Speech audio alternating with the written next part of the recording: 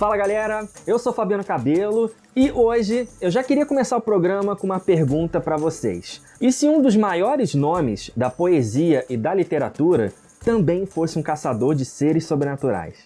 Então você que está chegando agora, se inscreve se não é inscrito, clica no gostei e bora falar de quadrinhos.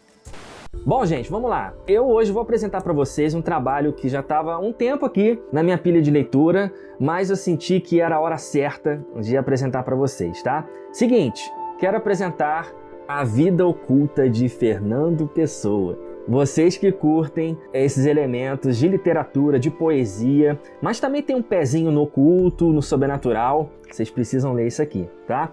Vamos lá, gente. O roteiro de André Morgado e a arte de Alexandre Leone. Gente, eu curti pra cacete isso aqui, já falo de cara. Tô empolgado porque eu gostei muito desse estilo de história e eu vou contar pra vocês como ele começa e quando é que vocês já vão ficar viciadinhos e querendo correr atrás da sua edição. O que acontece, gente? Aqui eles pegam elementos históricos e colocam um roteiro sobrenatural de autoria deles. Então ele segue passos da vida do Fernando Pessoa, mas eles falam com vocês se ele fosse envolvido com uma sociedade secreta que caça seres sobrenaturais. Então, seguinte, o quadrinho começa com o jovem Fernando Pessoa. Ele ainda não tinha essa aptidão de começar a escrever e tal, mas ele começa vendo que o pai dele estava muito doente, estava em estado meio que terminal, e o pai dele deixa uma carta para ele. E essa carta, o pai dele diz que na hora certa ele vai entender o conteúdo daquela carta.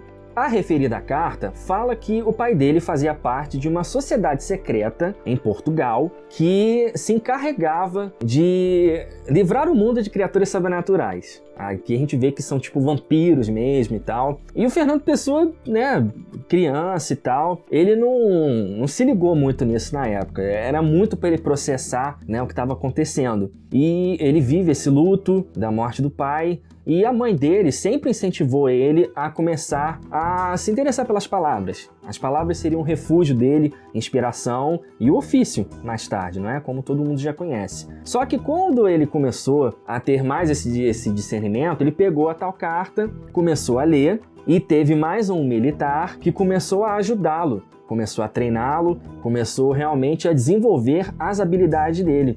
E o Fernando Pessoa, ele realmente se transformaria num dos maiores caçadores sobrenaturais que Portugal já conheceu. O quadrinho ele começa nessa pegada, gente. E assim, coisas que eu já posso falar com vocês. O lance que eu falo muito da virada de página. Esse quadrinho é cheio dessas imagens, sabe? De virada de página, que vai acontecer alguma coisa e ele vai dar um tiro. E toda vez que ele vai partir pra matar um personagem, né? Um vilão que tem ali, ele sempre dita essas palavras que estão aparecendo na sua tela. É como se fosse um mantra, como se fosse uma extrema unção que ele fosse fazer para esse inimigo que vai ser abatido. Além disso, gente, vocês ficam assim fascinados. Você que nunca teve contato com Fernando Pessoa, só ouviu falar, eles mostram esse lado da poesia dele, da escrita, né, dos nomes que ele vai assumindo, né, de ghostwriter. Ele teve um pouco disso, né? E é muito interessante. Vocês veem que ele tem esse lado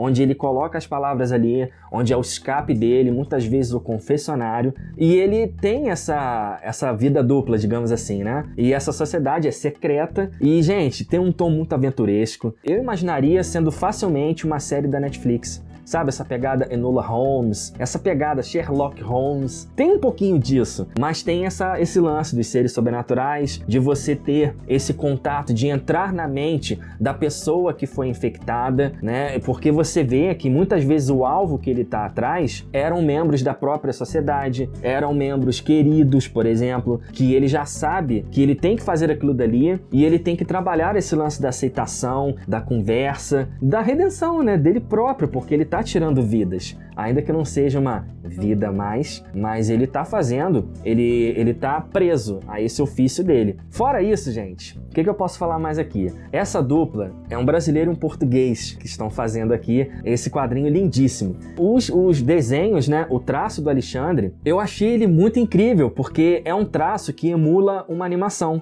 Uma coisa também que me chamou muita atenção no quadrinho, eu sempre curto o lance da galeria de convidados, né? E tem a galeria de convidados aqui, gente, começa nessa capa aqui. E, nossa, tem gente que eu já falei no canal e são traços tão diferentes, mas que agregaram tanto valor ao quadrinho que me deu vontade de, sei lá, ver um crossover sendo desenhado por eles e tal. E outra coisa também que eu posso falar com vocês, tem um pouco dos esboços em relação a como eles chegaram a essa concepção do personagem. Tem falando um pouquinho dessa parte do Fernando Pessoa ter outro nome para dar autoria aos textos dele. E claro, gente, o quadrinho é um quadrinho emocionante, é um quadrinho que te inspira a entrar nesse mundo da poesia lendo um bom sobrenatural. Eu vou deixar a dica aqui então para vocês, corram lá atrás, trabalho da SESI, vocês sabem que a SESI costuma lançar muito quadrinho bom, livros, etc. Então é mais um acerto que eles tiveram aqui. Vou deixar aqui embaixo também o Instagram dos artistas para vocês seguirem, o Instagram da SESI para vocês conhecerem, se é que você já não conhece, porque já tem programas aí que eu já falei no canal, beleza? Para vocês correrem atrás, porque sempre tem muita coisa boa saindo de lá. Bom, você que esqueceu de clicar no gostei, clica aí, pô, pro YouTube saber que você gostou do vídeo, indicar para outras pessoas que também possam conhecer o Papo Cabelo e se inscreverem no canal, como eu sei que você já se inscreveu. Vejo vocês no próximo programa. Valeu!